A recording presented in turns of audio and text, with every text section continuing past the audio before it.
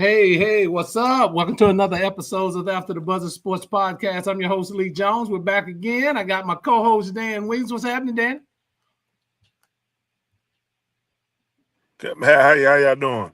Yeah, and we got a special guest. I call in the heavy hitter when I need to get some comments in, especially from that upper northeast section of the country. I call in the heavy hitter, real Leel. What's up, Leel? How you doing today, man?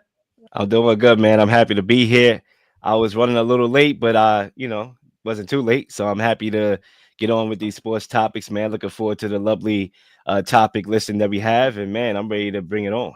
Yeah, never too late, man. Never too late. Never too late. God, we got a really, really exciting show. I want to get both of your opinions on a couple of topics. As always, though, guys, we need for you guys to subscribe, like, comment. This show works because you make those comments, so keep them coming, guys. But today we're going to talk about that Michael Parsons trade request. I need to get both of your thoughts about that. Y'all know me. I'm a big Cowboys fan, so I'm going to keep it real. I'm going to give you my real and honest opinion, as we say, straight up, no chasing. So I'm gonna give you everything how I feel about it, but I want to get you guys. Terry McLaurin also requested a trade from the Commanders. I want to know what you guys think about that. Kind of lowballing him on the money, somewhere from 25 to 27 million. So I want to get your thoughts about that. Are the Cleveland Browns all in on Shedeur Sanders? That's the thing I want to ask both of you. A lot of things coming out of Cleveland camp about reps, and then I really want to get you to break it down for us, you being our NFL vet, retired NFL vet. Tell me about this, because I want to know how strange is it that he's not getting any first-team reps. Then, real question about the NBA. Cooper Flagg. A lot of hype coming in about Cooper Flagg. Will he have that Caitlin Clark-like push for the NBA? You know, the NBA viewership has been going down, but will Cooper Flagg give them that push that they're talking about? Luka Doncic signs with the Lakers, 3 years, $165 million. Are the Lakers still pretenders? Are they contenders? And then the last one, if we can get it in if time permits, I want to talk about these old school guys always commenting on the younger school guys. And is it a true critique, or are they just straight up hating? So we got a big show for you. I want to get all the comments in, but we're going to jump right into it. Leel, you're my guest today, so I want to start with you. Michael Parsons requested to trade. Everybody saw it. He says he wants out. He no longer wants to play with the Cowboys. What are your thoughts about it, Leel? As Dallas and Michael try to work through these issues with the contract? Yeah, definitely. I think that when you talk about this whole situation, it's crucial, because we are talking about, the Terry McLaurin situation that we, obviously going to cover, in the Michael Parsons. And these are two NFC East teams, a division that houses the defending champs, that have zero distractions right now. The band is back together to make another potential run at a championship. And now you have all these outside noise. But make no mistake, I think we know how this is going to end. It's one word, actually 2 words: common sense. Jerry Jones is consistent when it comes to these two things: being a prick and waiting till the 11th hour to pay his guys. We've seen it with Ezekiel Elliott when he went to Cabo. Okay, we seen it when we called Pablo. Okay, we seen it where he paid Dak twice. I mean, just driving up the media content, right? Talk about my Cowboys, talk about my team. Okay, we seen it with CeeDee Lamb while I was eating lamb chops. Okay, come on, bro. We seen this movie too many times. We know he gonna pay Michael Parsons. We know that. Okay, one thing he likes is talent, and he likes headlines. We know that. That's why he makes the comments that he makes. That's why he goes on stage and calls out Michael Parsons for being injured. He calls out Dak for being injured. Folks, common sense is going to get done. Now, obviously, we have to go with the theatrics. And look, we all know that Parsons is probably the best pass rusher in the game, very versatile player as well. We've seen Max Crosby get paid. We've seen Myles Garrett get paid. TJ Watt got paid. And we all know that Michael Parsons is going to get paid, and he's going to reset the market. I mean, folks, this is nothing to debate about. Shouldn't be no debate here. I don't know why, or if we're going to have a debate, because I'll be questioning in my head about where the debate is coming from. It's going to get done.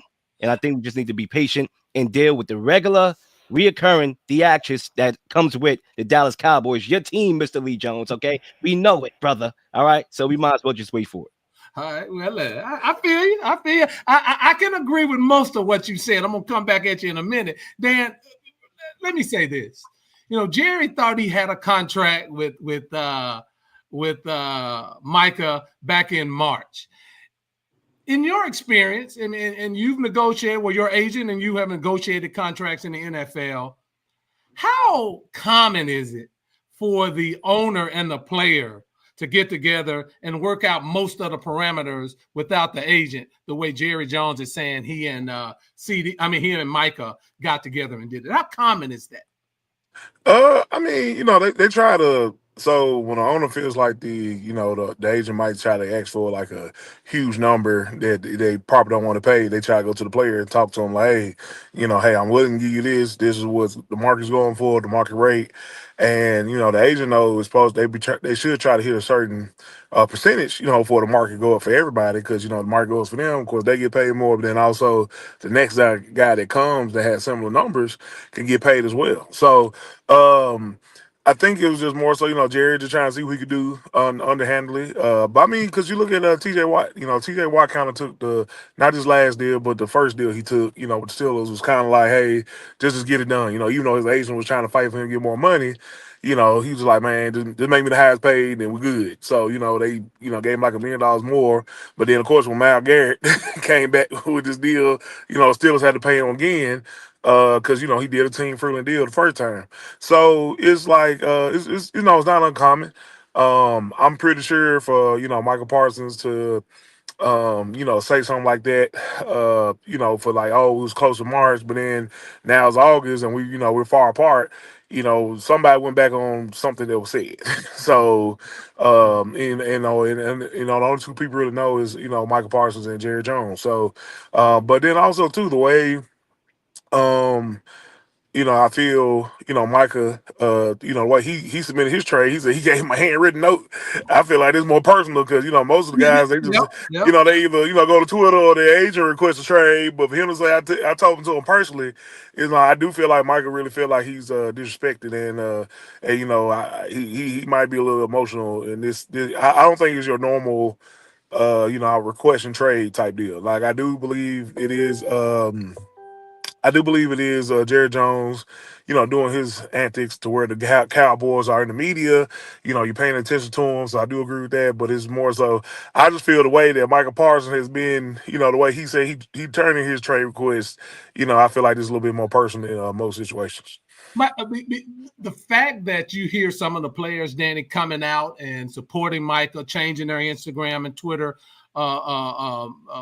profile to put Mike on that. It's getting personal. And I wanted to ask you from this perspective, Danny, distractions are part of the NFL. You have to be able to deal with distractions both on and off the field. But where do you think it falls now that you've had year after year, similar to what Leel has said, year after year, Jerry doing it, and most recently with Dak, who is, the ultimate leader of the Cowboys, and CD. Where do you think those players are in their headspace now, Danny, as they deal with this yet another episode of Let's Make a Deal with Jerry Jones? I mean, I just use Dak for example. Like Dak, he went through the rodeo the first time. So now this time it wasn't. I don't think as much as attention was paid to it because we already knew what Jerry would do to him. Like, make him go to his last year, improve it again. He proved enough. Now, even though some Cowboys fans are upset with that one, but like he was kind of used to the rodeo. CD Lamb, that was his second deal, so that was new to him. Then even Jerry making comments talking about the fans were more mad about CD Lamb last year than they were Michael Parsons this year. So it's like I mean, Jerry, Jerry's gonna be Jerry. I think a lot of people tired of him. On both ends, Cowboy fans as well as non-fans. Like, we just need him to, go ahead and retire and hand the reins over to his son or somebody because, he's just extra. But I feel like, at first. I think if when he did it, because I think he kind of did it to Des Bryant, back in the Des Yep. Bryant too. But it's like they were competitive though, like they was at least going to make runs in the playoffs and stuff like that. And it's like back in the day when he did it, because one thing is too, I know teams that are in these tax free states, they try to keep the number down. Cause oh well, you gonna get more money, like you're not gonna get taxed as much. But at the same time, it's like, hey, this is what the market says. Oh, matter if I'm in Baltimore, or I'm in San Francisco, or just so happen to be in Dallas. I like this is what my numbers, and this is what I deserve. So, it just takes the guys just have to be able to, be patient. Also, stay strong and, but just wait it out until they feel like they get a number that they deserve on a number they want. Leo, a lot of people saying Jerry said it. This is just a negotiations 101, right? He said it's negotiations. He says he loves Micah. He says that this is negotiation 101. We just going through the motions. And to be honest, Dallas holds all the cards because the collective bargaining agreement gives it all to the Cowboys. He's under contract. They have the franchise tag for 2 years. So they have Micah for 3 years no matter what Micah does. He can't play unless he plays for Dallas. Leel, what are your thoughts about this as a negotiating ploy, and how personal do you think Micah is right now in his feelings with his note that he sent out on Twitter? Yeah, definitely. I mean, let's face it, man. We live in the age of technology. If I have to sit there and write a note, I'm taking it personal. I'm upset. Okay, because I could easily just send you an email directly. Writing a note in this generation. I mean, you want a business card too? I mean, come on.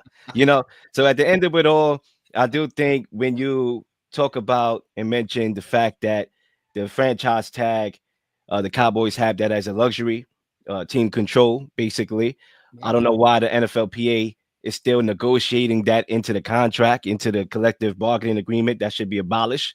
I'm a firm proponent of that shouldn't be a real thing. No other sport has the franchise tag. And because these guys are weak when it comes to flexing muscle at the negotiating table, you're going to be able to have instances where the team has the leverage sometimes when it comes to players who are under contract, in this case, Micah Parsons.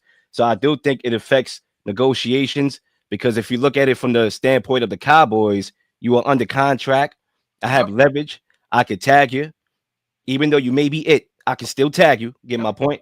Okay. And I think they're going to use that. And that's why I do think when it comes to, and this is a broader conversation that we don't really got to dive into right now, when you are negotiating the next CBA, which I do believe is in a couple more years from now, 2030, you may want to negotiate that out of the contract so you will give the players more leverage. Yeah, that's a great point. Then I don't think that will ever be negotiated out.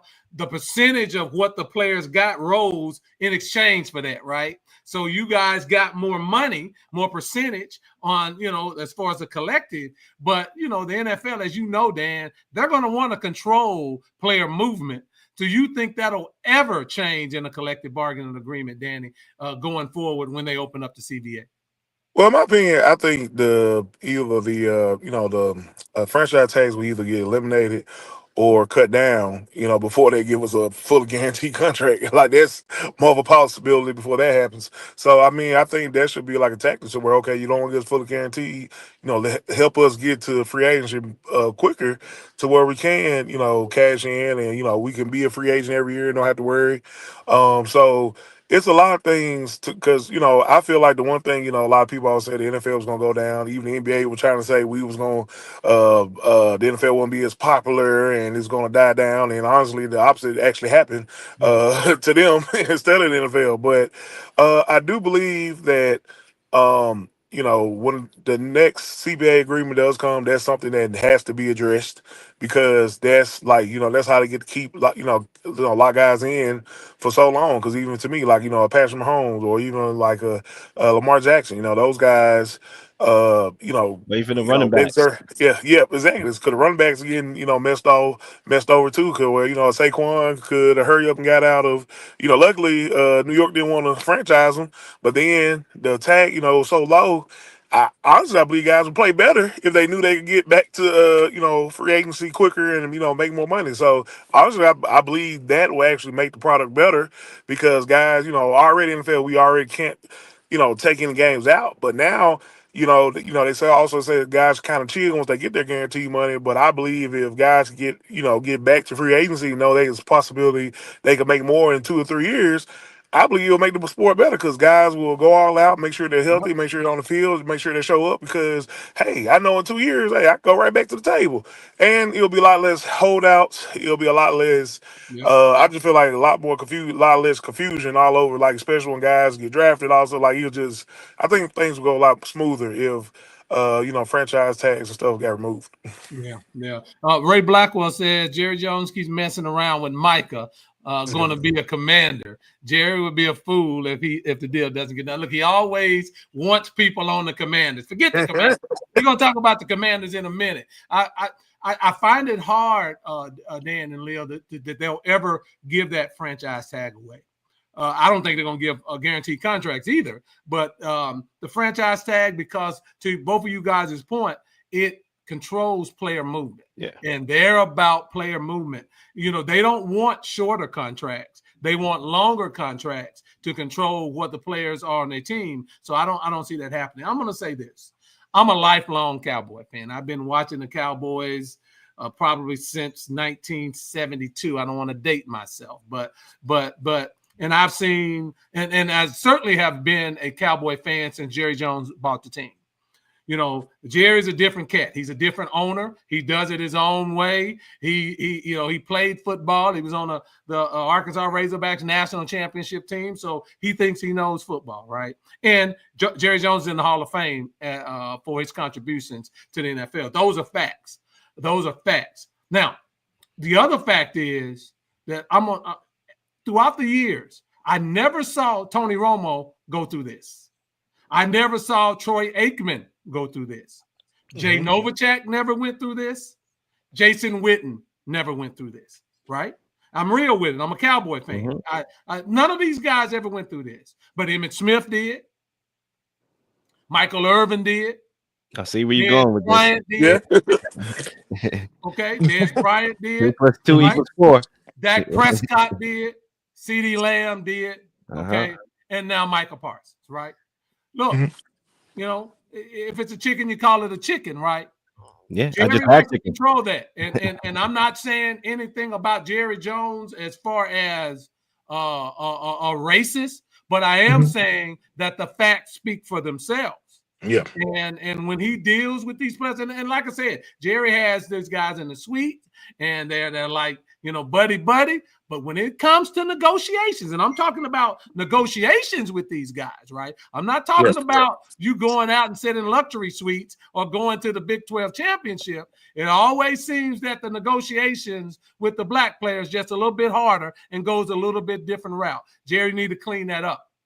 You need to clean it up. You need to start negotiating in good faith, because I do think, Dan, it's going to tear the team apart because people are going to get tired of it. This is the same story, same book of the same type of player, as you know what I'm saying. And I think it's just something, Jerry, you and Steven just need to get that out of your repertoire, because you're even losing money, right? And you could have signed other players if you had signed Michael last year. And so you're literally, while you talk about helping the team, you're literally hurting the team and in a number of ways. And so I just think Jerry needs to really just go ahead and sign Micah, get this behind. I think the Cowboys have a great shot at being in the playoffs, and also making noise in the playoffs if they can get past this foolishness. So that's my take on it as a lifelong Cowboys fan. Guys, give me your comments. I want to hear about anything Danny or Leo said about this Micah Parsons issue. I want to move on to Terry McLaurin, Dan. I don't know what the Commanders are doing. McLaurin's numbers were just as good as Justin Jefferson's last year. Just as good as Justin Jefferson. He's 30 years old, but that's not old for a receiver. Jefferson is making $35 million. They offered this man $25 to $27 million, report said. What are they doing with McLaurin, and why won't they pay him then? I mean, no, it's just a tactic because like sometimes too, he brought in Debo, so he think Debo gonna come, and because technically Debo was supposed to be the number one receiver in San Fran, and that GM brought Debo over and actually gave him a pay raise for this year, which is crazy. So I mean, and then honestly, it should be easy with your quarterback on still on a rookie contract, but I just think they want some people that's just delayed tactic. You know how fast do you want your money? But I mean, I do think the players are getting smarter now. You know, like instead of guys just staying away, they are showing up and just got I got a headache, a migraine, or a hamstring. So it's just smart to where they're still they can't get fined for being there because they want to be there. But it's just more so it's like these these coaches these GMs just want to take forever, and also too they try to see what these guys they who they're bringing in. Okay, can we get somebody this year who can take his spot? They always try to replace him. Like, hey, well, you don't want to take this 25? We got a guy who just has much talent, or he's up and coming guy. So I don't want to pay you. If you want to sit out this year, oh well. And or they'll just wait for him to come and just play against. They'll just come let Terry play. I think if he holds out, he's not gonna miss the whole season. So they're like, hey, we gonna play, week one. But like I think, like Terry's trade request is more so like the regular negotiation, Yeah, trade request because they don't want to pay him. But at the same time, he's the reason why they were winning. Like, he got thrown the ball. Like, yeah, and I do think Debo will be a great addition, but Debo won't be who you think he will be without Terry on the field. So it's crazy. yeah. Leo, you look at McLaurin, smooth route runner, great hands. He and Jaden Daniels have a great connection.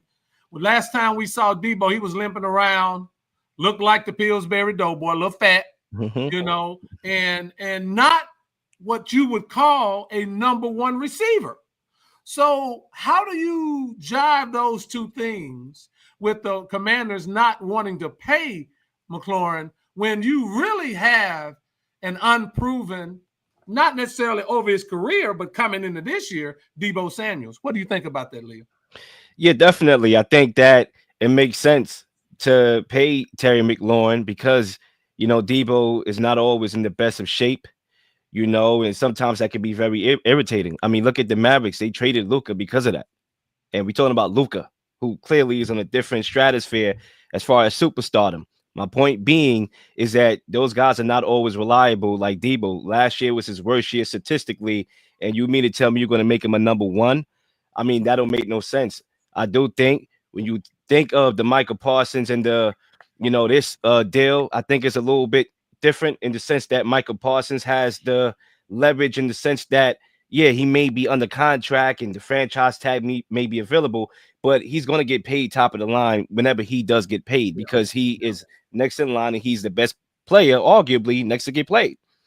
Whereas Terry McLaurin is trying to secure his future. And I think that's yeah. a different type of negotiations there. I agree. Obviously, there's an aspect to this where you incorporate Jaden Daniels into this picture. To me, you as the commanders have to look at this from a multitude of ways. Look at the production of Terry McLaurin. That would tell you why you should pay him, but also your investment in Jaden Daniels, your quarterback of your future Absolutely. Great because point. he's Great still in point. his prime years, and you want to make sure that he has every reliable weapon needed to be able to go out there and win the championship. Right now is your window. Take advantage. I'm pretty sure with the elite quarterback play that Jaden Daniels is going to be able to show on a daily, weekly basis, Terry McLaurin's number should not drop off. So you should get a return on your investment. I think this is foolishness. I think you don't want to have all these distractions right now when the Eagles, are your biggest nemesis. That was a team that prevented you from hosting a Lombardi. You want to go out there and bring Terry McLaurin back to the party, and that's what they should do. Yeah, Dan, if you're advising McLaurin, how would you approach it now that they've made that offer? You feel disrespected. You came in the camp on goodwill, right? You came in the Yeah. camp on goodwill, and now they give you a 25 to 27 million dollar offer. Not even in the stratosphere, the $30 million mark, where most great receivers are getting these days. How would you, if you were advising McLaurin, how would you advise him to approach this? I don't know. I mean, do what his agent already tell him. Like, stay on the sideline. You're not getting fined because you're showing up. But that injury, that hamstring, won't feel better until we might have to go to a few games. Like do your little workout at night. Get on the treadmill because he play receiver. So as long as you run, he good. Because when they see the difference he makes in a game, that's what it is. Like even if Debo comes out and does well. I mean, they're a different team with Terry on the field. And another thing is, This is his third contract, but his second contract was very team friendly. And that's where I think he's kind of pissed off because, like, his first, the first deal he took, wasn't that much. I think it was on like 19, 20. Like he in that 20, 21 range. Was team friendly, it was good. And, like, because he had good numbers, but, he wanted to get paid. But now, like, hey, he knows this is his last big shot. Like, you're not going, when he's 33, you're not going to get him, $33 million. So this is the closest he's going to get to that 30 plus. And honestly, I don't think he even wants, if you get him close to Justin Jefferson, he'll be cool with 33. Yep. You give him 33, 34, he'll be like, all right, cool, I signed it. Because he knows you can tell him, okay, well, I'm 2 years older, give me $2 million less. Or, give me $4 million less because now I know I'm, about, because honestly, if he was 28, they'd probably give him to him, no problem. But, he's a little older. But the way he played last year, I mean, he won the playoff game by himself. So it's just like, what, why are you doing this dude like this? And I'm telling you, I'm still taking my time because the possibility they can come out the gate and lose, the first 4 games. And they're like, oh, we need Terry. And then now, because there's going to be more pressure on the front office. So I just feel like if they will come in a 32 million dollar range, I think he will take that. I do believe he's worth more. Like, I do think he should be on the same par as Justin Jefferson because he's been balling. But at the same time, he wants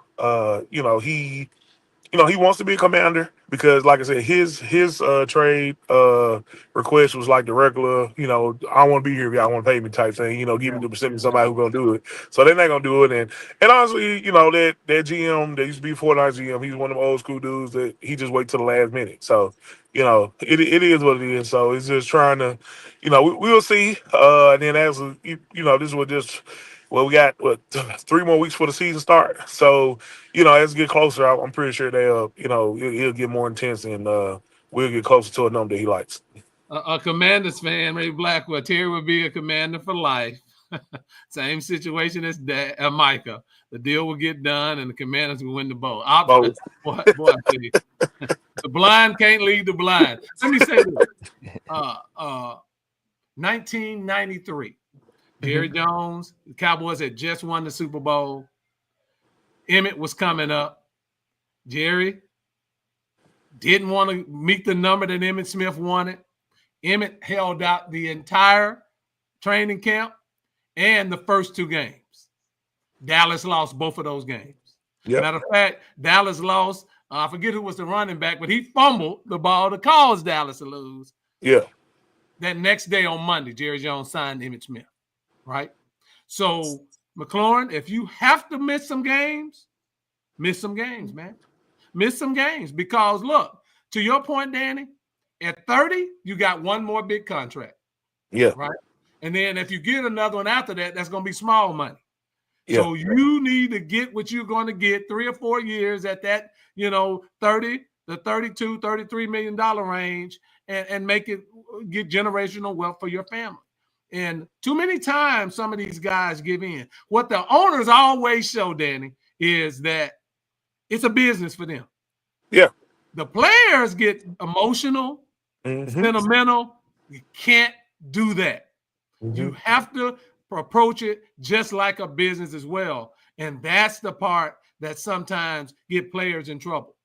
Yeah. Hey, Michael said his back is hurt, Danny. You can't tell if your back hurting or not. Yeah.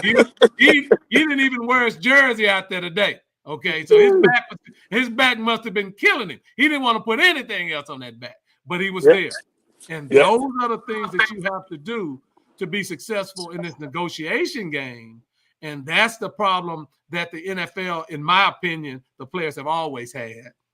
They look at it more from a different perspective. These owners, man, they're giving you master classes on how to negotiate. So hopefully Terry hears us and he takes that to count. I want to jump into this Shedeur Sanders thing, Leel. And, Shedeur is not getting the reps in practice. I mean, he's the most accurate of all the quarterbacks in practice. I think he's completing over 70% of his passes in practice as they start to chart these type of things. I mean, all of the coaches and everybody that's attending practice reporters say how accurate he is. But why does it seem like that the Browns are just not all in on Shedeur, Leel? What are your thoughts about this? And what do you think Shador and the Browns go as we get closer now this week to preseason games? Well, I'm not sure if you heard the owner's comments on Shador recently. I'm pretty sure y'all should listen to that. Basically, he didn't really want no parts of Shador. That was basically Andrew Barry's, the GM's call and decision to be made and was made. And he went along with it after a while. I mean, it speaks volumes to how they feel, and they're entitled to how they feel, right? I think we underestimate that. Sure, we can sit here and say, well, they went all in for a serial rapist, right? Come on out, you rapists. Okay. Yeah, we know that. What happened, happened. But football, we all know we love the sport. We talk about it. But one of the things I think we forget is that football is still a job. Players get nixed all the time because of unrelated football things. Colin Kaepernick got nixed before because he took a knee, for being too political. DeAndre Hopkins got nixed by Bill O'Brien because he brought his baby mama to the stadium. Okay. These things happen. Is it wrong morally? Sure. But guess what? It happens all the time in the workplace. The NFL is a job. We forget about that. Just like any job, networking matters. If people like you, that matters. And Shador has benefited from having his father for most of his career, right? Because I would say if you have a head coach that's your father, all throughout your career, you benefit from that, right? To some degree. But, he's not liked in the NFL. Fine. It happens. Do you think I'm liked everywhere where I go to work? I mean, I'm a nice guy. I got a nice smile and charm and aura. But that doesn't mean everybody like me. They see me being an introvert. Who is this guy? Why does this guy think he all that? No, I'm quiet. I want to speak to you, but you don't like me. Okay, cool. Okay. Yeah, sure. It happens all the time. So yeah, I think the Browns may not be all in with Shador because they probably think that, he's cocky, which for all intents and purposes, maybe that's true. Maybe it's confidence. Whether we want to have an opinion on that really doesn't matter. If the guy can play, if he's out here, completing 70% of his passes, if he's accurate, if he proves that he should be the day one starter, I would hope to think that how you feel about the guy as far as character-wise will not override logic. Because at the end of the day, this is a franchise that has been devoid of competent quarterback play since I've been born. Okay? Since I've been born, I never knew the Browns to be a franchise with elite quarterback play. Okay? And I know you guys' football knowledge can expand longer than mine because y'all older than me, but I'm pretty sure y'all can concur with that. So, to be honest with you, when we talk about all this, the NFL has this against Shador or whatnot. I mean, it happens everywhere. You're not always going to be like where you go. The question is, are you getting the job done? And if he's getting the job done, I would assume that at some point we'll see him on the football field. If he doesn't, I don't think the Browns are dumb enough with their history to cut off the nose in spite of their own face. So that's just me. Yeah, that and that's the part, Dan, I want to talk to you about. Look, everybody knows how talented Shador Sanders is. Everybody knows it. You can't. You saw it on Saturdays. You see it in practice. Is it commonplace? And now most teams don't have four legitimate quarterbacks that everybody think could start then. And so dividing up the reps probably is hard.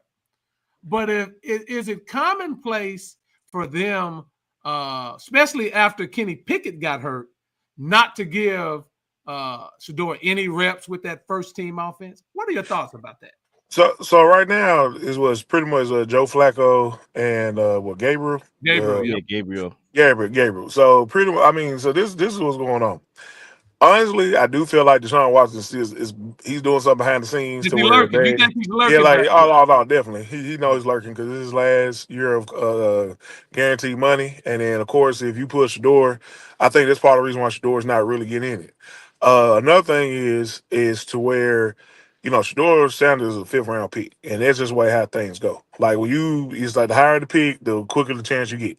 So my thing is, as long as he take care of his reps, I'm pretty sure that he's very aware of this. I'm pretty sure his dad told him, he's like, hey, when you come in, you gotta show what you do. You gotta take advantage of the reps you do get. If you get one, you get two.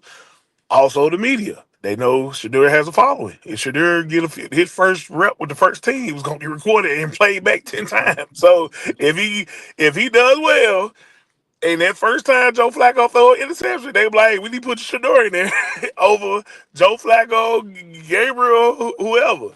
So But I'm just saying that. But as a team, and then what you said about their businessman, to where my $45 million quarterback got a chance coming back, I'm putting Joe Flacco, I'm putting Gabriel or Pickett on the bench to where we gonna see what he could do because I owe this man $45 million on top of anything. So you think at some point, Dan, this is what you think, and I do believe that now they put him on the pup list, initially, but I do believe that Deshaun Watson is going to be healthy enough to play at some point this year.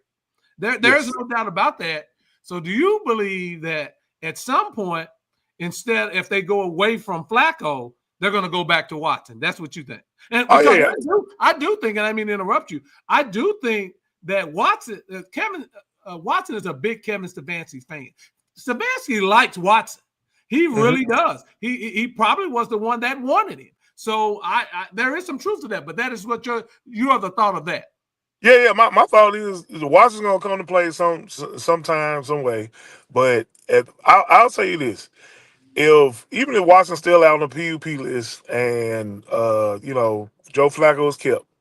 But if Shadur Sanders goes without taking one first team rep, and then he does well in his preseason, but they keep him over Gabriel, that's all you need to know. To where they know that will validate his talent and what they believe in him. But at the same time, that's going to show that that fanfare is gonna come with the Shadur, and then also too he might have the talent to where he won't give it back. So, because it's like the NFL is always they always want something. If they didn't spend something, they want something out of. Deshaun Watson been what 3 years. Didn't play the first year, got been hurt the last two.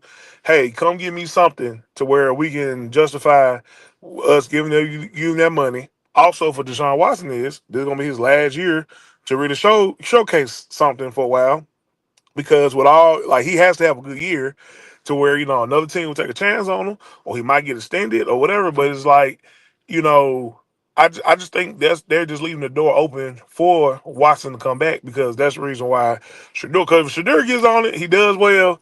He gonna have the whole state of Ohio behind him, That's you exactly right. know, and That's the point and right it's there, Danny. That's yeah, the and point. and, Yeah, and, that, and and that's what you I think. got all this money committed to Deshaun.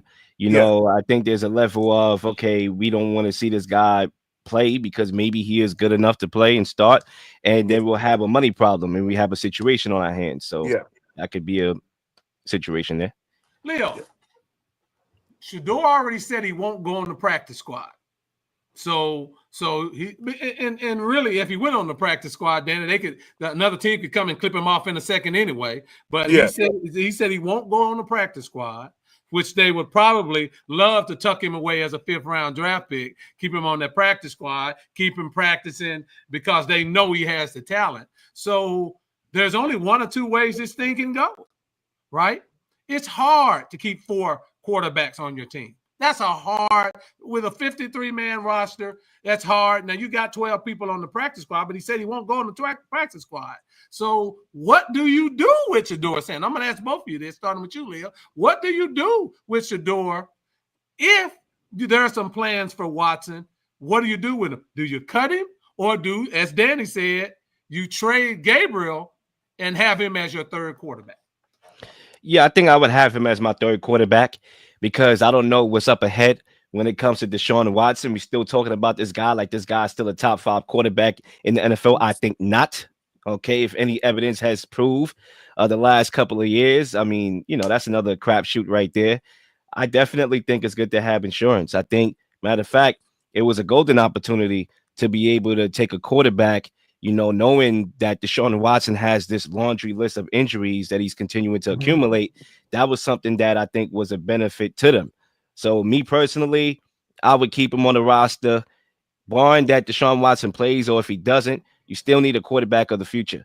I don't think Deshaun Watson has much football left. So I think it would be smart to keep Shador Sanders on the team if he is, in fact, based on the reports, or is producing and being accurate during camp. I would say this. A lot of people don't realize that some of the reasons why he fell, and maybe y'all want to believe in the conspiracy route, that's totally up to you. But he doesn't have the strongest arm. We knew that. It was always in question. Sometimes he held the ball too long in college. When you look at the Browns last year, I believe they gave up the 2nd most sacks in the NFL. So I'm not sure how much of a great fit it would be, but we'll see if he's able to develop and if the Browns have the patience or even want to develop Shador Sanders into the starter that could be potentially in the future. Yeah, I think Shador can make any throw on the football field. I think those comments about his arm. I mean, he doesn't have Josh Allen's arm Yeah, by of any course not. stretch of Not the Mahomes, imagination. not Herbert, but But he can make the throws on the football field that needs to be made, and he makes them accurately. That, to me, that's the key. It's not how hard you throw, it's can you put that ball where it needs to be, especially when you have to throw the ball with anticipation in the NFL as opposed to throwing it in college where players are wide open. Then if Shador doesn't want to be on the practice squad, do you just trade him now and get value for him now if you're Cleveland? Because they're giving Dylan Gabriel every opportunity. He's getting ones, reps with the ones. Do you use him as trade bait? If they trade him and it doesn't pan out, to your point, somebody's going to kill somebody in Cleveland because he's ingratiated himself with the fan base. So what do? Do they trade him now? I know there's teams out there. I would love to see him at the Rams with Sean McVay. I think Kellen Moore is kicking himself by not drafting him at New Orleans. So what do you think is another option? Should they try to look for trade partners for Shador Sanders? I mean, for me, I just think I don't think they'll look for trade partners because as listening to the tape is more so like I believe is Dalen Gabriel is the one on the trade block because he has the pressures on him. Like Shador knows he gonna land somewhere, so I'm gonna be somewhere. I know somebody will take a chance with me, but then also that's why I believe teams do that because okay, I know this guy can play. Because I played when I played with the Cardinals, we played our 5th round pick, we played our 6th round pick, and we got guys on the street after Kevin Cobb got hurt. So we had to find somebody, but it's just like if they knew a guy could play, they won't give him much reps because they already know Joe Flacco is their starter. Like he's already been named that, and the fact is like okay, what can Dalen Gabriel give us? Because it's like now we got to see what he does when the lights are on. Because I believe, from what his teammates are saying, that's what I listen to. Like his teammates, like, hey man, this dude can make every throw. He killing us. Like he's opening us. He's leading us open. So when you got teammates and the guys that are starters, they're excited about Shador. That shows me a lot. And the coaches and the front office already know that too. So Shador is showing something. Yeah, I just think it's more so. It's like I feel like Dylan Gabriel was they're giving Dylan Gabriel his fair shot of hey, show us what you can do because we know what this guy can do. So hey, you keep on lighting it up in the back, and because they're built in excuse. Oh, he hasn't had any first team reps. We got this, but then also it's about the where you got drafted. Gabriel is a high draft pick, so they have to give him the chance first. That's just how the law of the land works in the NFL. Like, hey, if you a first rounder, of course, you get more fanfare, each round. But when a 3rd rounder versus a 5th rounder, we gonna go with the third first. He gets a chance first, and then they gonna see. And then honestly, if they both play terrible, that's when they gonna put him in. Because at the end of the day, Shador will play yeah, in the the preseason. in You the forgot the in the preseason. preseason, Yeah. and at the same time, he just got to take advantage of every rep he gets, and that's just how it goes. And if he makes it, which I think he will, because he's gonna be ready for that, for that situation. I mean, he gonna make it hard on the Browns. Like he get in there and let him go in there and throw 2 touchdowns on 12 plays. Man, the folks gonna be like, hey, he need to, the fans gonna, do it for him. So, I think he'll be fine. And then too, the way people play in the preseason, they play very vanilla. So he gonna see a cover 2, he gonna see a cover 3 off the rip. Like they're not gonna disguise it. So now it's gonna be like what can you do? And then also, other guys gonna go harder. Now he will see more pass rush and everything because the guys who are trying to make teams going against Shador, they get a little fanfare if they sack him and stuff. So he gonna get some sighted reps. So, I'm excited to see, but I just feel like they're gonna give Gabriel the chance first. And then I don't believe Shador is going anywhere. If he's really been showing, what all his the veterans been saying. Yeah, think about this, and then we're going to move on to this basketball topic I want to jump into. Think about how the 49ers he had Brock Purdy for a year. Remember when they had drafted Trey Lance, and it was all about the fanfare of Trey Lance, blah, blah, this, blah, blah, that. Brock Purdy was the last pick in the draft. They just hid him out. But he showed them something in practice, to your point, Danny. And they just hid him out, but they knew that this guy could potentially be their starter. And that's the way it went down. And so I do think, and I agree with you, Dan, they know what they have in Shedeur.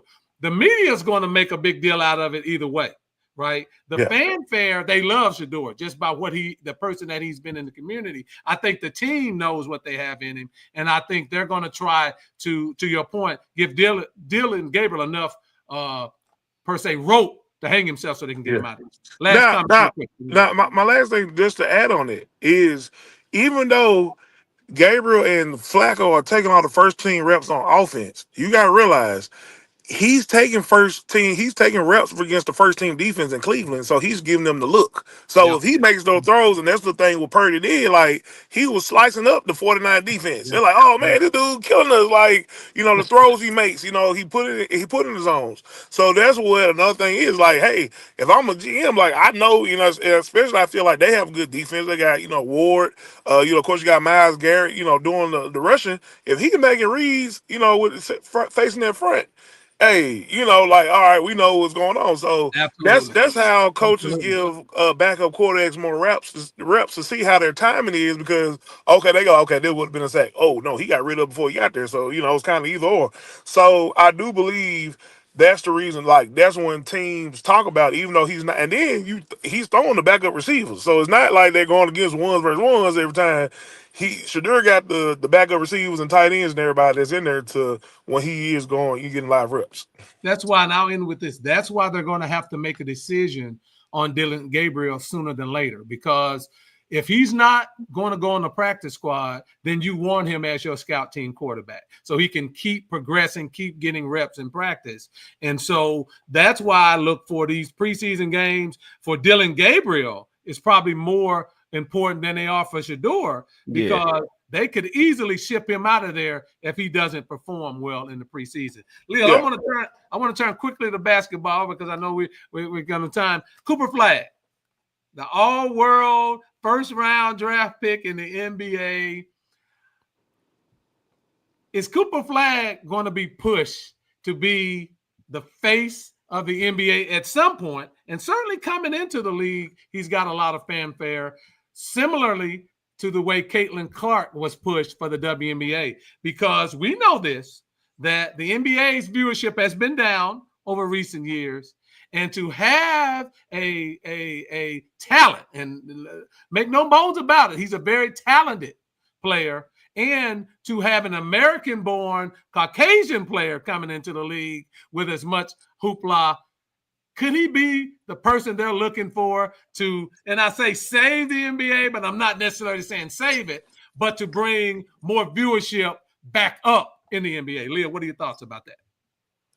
Yeah, look, I think for me, in order to save something, you have to be good at what you do. Okay, Spider-Man wouldn't be able to save people if he didn't have skills and abilities to fight off demonic people in the streets. Okay, you gotta know how to shoot the basketball. And when you watched the summer league, I was briefly watching it. He wasn't the best shooter, obviously. And I think he has room to develop. I also think you take in consideration he's probably not going to be the number 1 or 2 on his team when Kyrie Irving comes back. He's going to be the guy, him and Anthony Davis. So he's going to be slotted inside of like a role position, even though he's going to start. So you do have to take that in consideration. How are you going to be the face of the NBA when you're not the face of your team? That's going to be merely impossible. Now, obviously, maybe in the future, you're probably talking about looking ahead. But even then, it's like you have to be dominant. You see, when was the last American player to win an MVP? This game has been dominated by the Europeans. The last one to do it, I believe, was 2019, and it was James Harden, I believe, was the last one to do it. So this game has been completely taken over by the European players, and that's mainly because they show up to work. They don't request trades like these other American players, right? They actually want to hoop, and they play.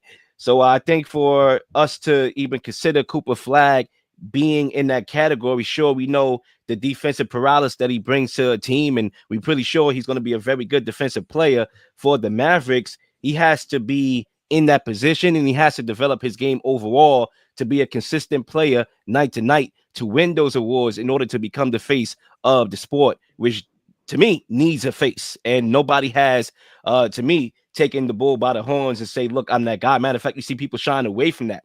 Anthony Edwards, a guy that we some of us was painting to be that next heir apparent. He doesn't even want it. You know, I mean, how can we have a face if you don't want it to be the face? Okay. We got to remember here, we live in a different era. Okay. A lot of people, they see the way how people talk about Michael Jordan and they're shying away from that moment. I would never be Jordan. Well, guess what? In the NFL, we had the GOAT, Tom Brady, still the GOAT. Don't ever come here and talk about Mahomes as the GOAT. I'll probably smack you upside your head. Okay. But did that shy Mahomes away from winning multiple championships? No. I want to be the GOAT too. Did that shy Aaron Rodgers from being one of the best regular season quarterbacks because Tom Brady was the GOAT? No. It's a mentality thing in the NBA where you have these people that I don't want to be the face. No, I don't want to be the face. No, no, no. You got to want it. So we'll see if Cooper Flag wants it. Danny, Cooper Flag's ultra talented. I watched him throughout college. He's ultra talented. You're going to see playing with that Mavericks team a lot of flash plays out of Cooper Flag because you have Anthony Davis, right? Kyrie won't be back to probably January or February, but they have so much talent, and I do like the D'Angelo Russell pickup, that you're going to see some splash plays out of Cooper Flag. Now, all of the players, to Leel's point, the European players, they're not going to be the face of the NBA because they're not American born. And if we talk about viewership, and we know there's a certain population that's going to watch the NBA, right? The NBA is an African-American sport, but very similar to how Caitlin Clark came in and galvanized the WNBA, just from a viewership perspective. Cooper Flag can do that just by these flash plays and what the Mavericks potentially can be. How do you see Cooper Flag coming into the NBA, Dan?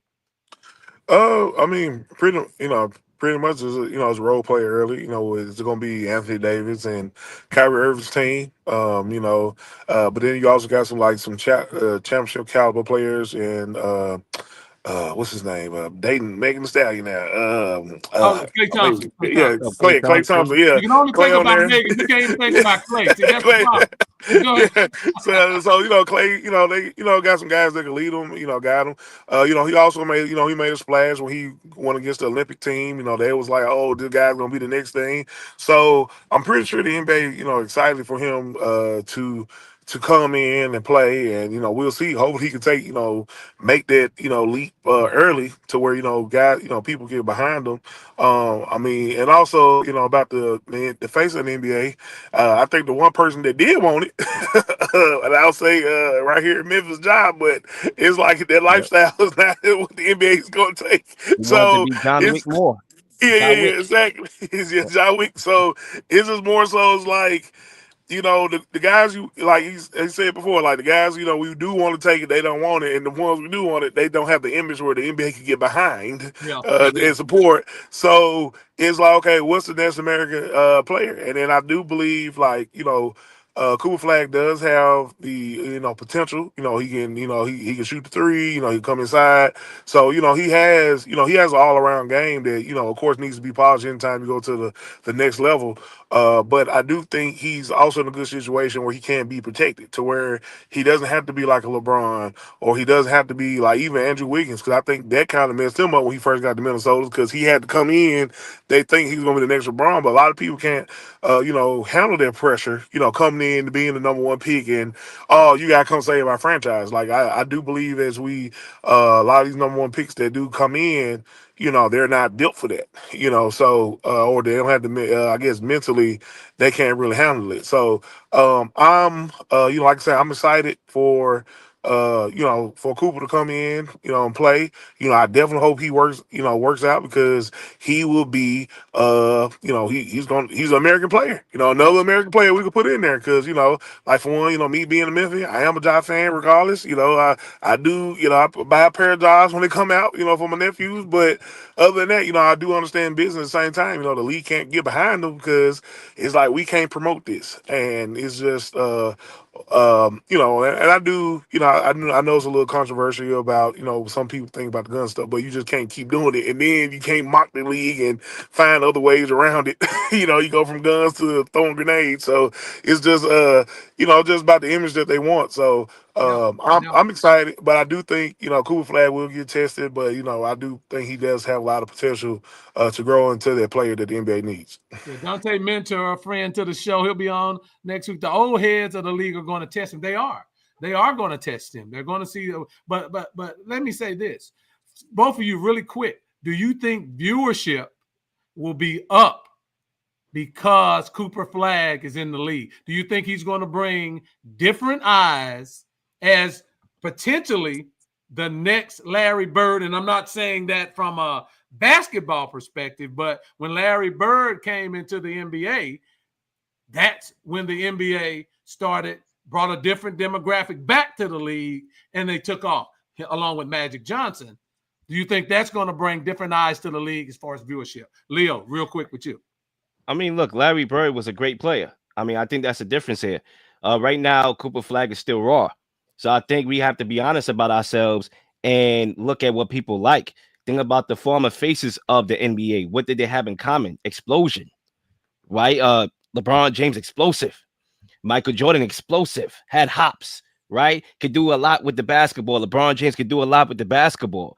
So because you have Cooper Flag that still needs a bit of development when it comes to the outside shooting, even Steph Curry, he was still explosive. He could shoot. He could do something unique. He changed the game of basketball. Mm-hmm. So I don't think Cooper Flag has those type of abilities to change the game of basketball. So I do think that if he wants to be the face, it will be because he grew to that point. Sure, the narrative of being, this Caucasian boy is cute and everything, but at the end of the day, is your game wide enough and broad enough to glue the eyes to the TV screens and become that face of the league? We'll see. Well, think of the Caitlin Clark effect, right, on viewership. I think that Cooper Flag can bring some of that. Dan, what are your thoughts? She was unique. She could shoot the three ball like Steph. That again, something unique, that pulls people in. It wasn't about her looks. Clearly not. She's not the most girl out there. I want to hear Danny first, and then I want to comment on it. Go ahead, Dan. No. I agree with him. Like when you the Caden Clark effect. Now, if Cooper Flag comes in and he catches SGA under the rim a few times, dunking on people and shooting, like shooting the deep three and so on. Now, like I think that's when yes, he's one of the best. He coming like be a top 10 NBA player out the rip.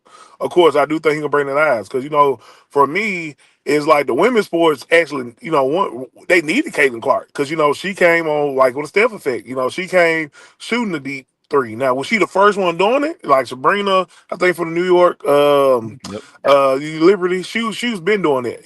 She's been doing it for a while. But it was just the fact, I guess the rate that Caitlin Clark came doing it, that's what everybody got to say. Oh, she's like a, female version of Steph Curry. She does it all the time. Now, and also I think the WNBA needed that though, because nobody watching it. At the same time too, and not to be negative, like my wife and I, my daughter, she's a big Angel Reese fan, so I've been watching more. They made me buy the WNBA league pass because trying to be a good dad and support her, who she likes. But it's like as me as an athlete. I always expect girls, playing basketball, but it's like, when it comes to a professional level, it's still a certain level of, we have a certain level of expectation that we have for a professional at the sport. And that's something that, because even now watching Kate Clark, she didn't miss a lot more of them threes than she made when she was at Iowa. So, so it's just, or even just, because I was a Candace Parker fan. I went to Tennessee. I love her to death. But Candace actually, she used to finish her layup. She'll finish at the hoop. So that's why I enjoy watching it. But now it's like, a lot of girls, man, they get emotional. I ain't gonna say get emotional. Let me slow down. But if I get choked, but it's more like you about to get everybody in trouble. You about to put yourself in a hole right there. You about to it's had to stop. But I'm about to hear we'll get over there. But no, I think if he comes out and he comes and establishes himself early, I do think he does have he does have that potential, but he has to really show it and dominate. Remember this. Cooper Flag won the John Wooden Award. You guys, I think y'all selling Flag just a little bit short on his talent. That boy is ultra talented. I watched him play when he came to Memphis on the EYBL tour. Man amongst boys. At Duke, showed the skills. I think he's going to come in, and I'm not, like, to your point, Leel, he'll be the third option. Actually, he could move up to second, really, because Kyrie won't be to January. We'll see how that evolves. But from a viewership perspective, and that's where I think he's going to add and a push from the NBA, because he is the player of the year. He is a Caucasian player that I think, the Steph Currys and the LeBrons always going to get pub. But then when you think about it, after Steph Curry and LeBron, then you're talking about European players or Canadian players. They need an American player to push. We're going to watch out for that as the coming weeks are coming up. Guys, this has been such a great show. We couldn't even get to the last topics. And we're going to – and look, Leo, first of all, plug your show to the audience real quick so they know where to watch you at, because you've been great on the show today. Plug your show real quick before we get out of here. Yeah, definitely. You can catch me on Real Leel TV on YouTube, and the same thing on Instagram. And I'm everywhere. TikTok. I'm big on TikTok, so follow me on TikTok, Real Leel TV, with the underscores in between. And I'm glad to be here. I had a good show. I thought I did good. I thought you guys did good. I love the opinions. I'm looking forward to doing this again in the future. Yeah, Leo, he brings it every time I have him on. Oh, yeah. I'm going on his show as well. That's my guy. Dan, parting thoughts before we get. By the way, you brought it up. Next week, we're going to talk about Candace Parker's comments about Angel Reese. I ain't going to let you off the hook like that. That's next week's show. But go ahead, Dan. What are your closing comments? Hey, man, thanks for having me. It was a great show as always. And like I said, this a lot of these trade talks are just tactics so the guys will get paid, and definitely, hopefully, Cooper Flag can come in good as advertised, and appreciate you having me, and great topics today. Absolutely. Well, guys, that's another After the Buzzer show. Please like, subscribe, comment, guys. Tell a friend about us. This is how we do it every week. Watch Real Leel TV. The guy is phenomenal. I love being a guest on his show. And as always, Dan brings the juice.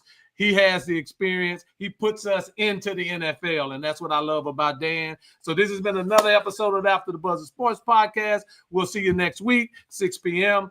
We'll talk to you later.